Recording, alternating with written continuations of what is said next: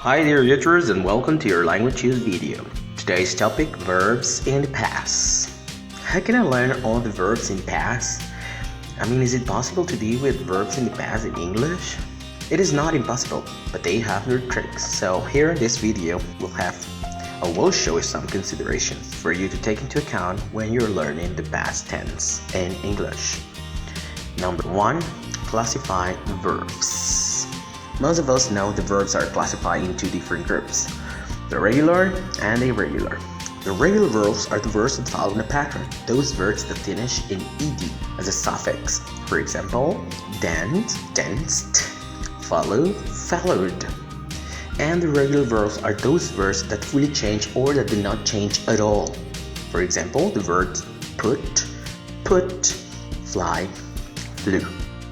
If you have these two different groups clear and you have classified them, it is easier for you to work in the past tense. Number 2, follow the patterns. This is something you can do when we talk about regular verbs. We need to remember that when we talk about regular verbs, the ed inflection or the ed suffix have 3 different pronunciations. And this is where you can spot the patterns. Letter A, the ed suffix will sound t. If the words or the verbs end in s, p, k, sh, ch, all these sounds have something in common. They are voiceless. They do not make our vocal cords vibrate. Take for instance the following examples. The verb pass is passed. The verb finish, finished.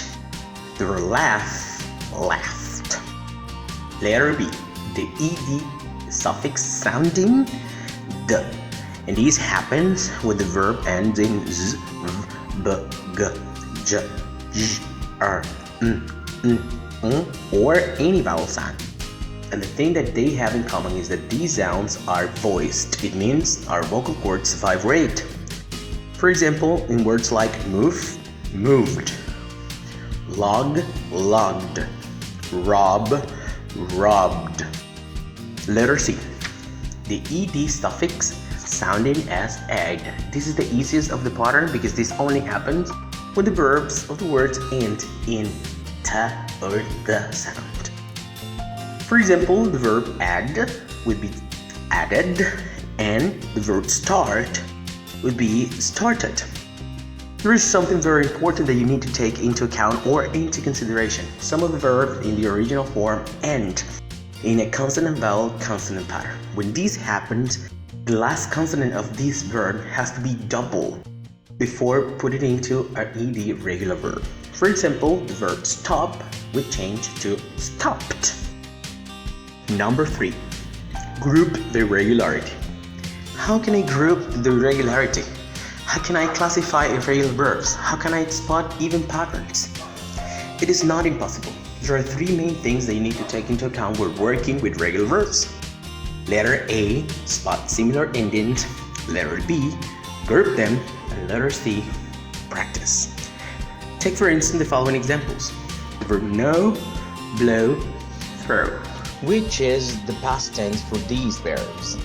Know becomes knew. Blow becomes blew. Throw becomes threw. Let's check other examples. Think, seek, and fight.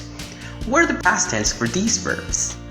Think, thought, seek, sought, fight, fought. As you can see in this example, it is very practical to find out which are the similar endings or the similar suffix for the verbs in the past. Once you have done that, you can move forward to the next step and group them.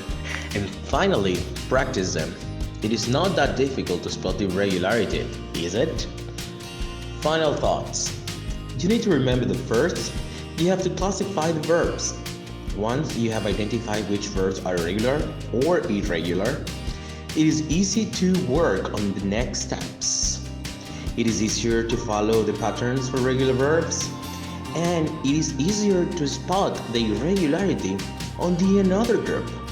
And then, as I always tell you, never stop practicing. This will give you the key to improve your language performance. Thanks for listening and watching us. Please remember to subscribe to our YouTube channel and don't forget to follow us on our social networks on Facebook. We'll be seeing each other soon. Bye bye and take care, you girls.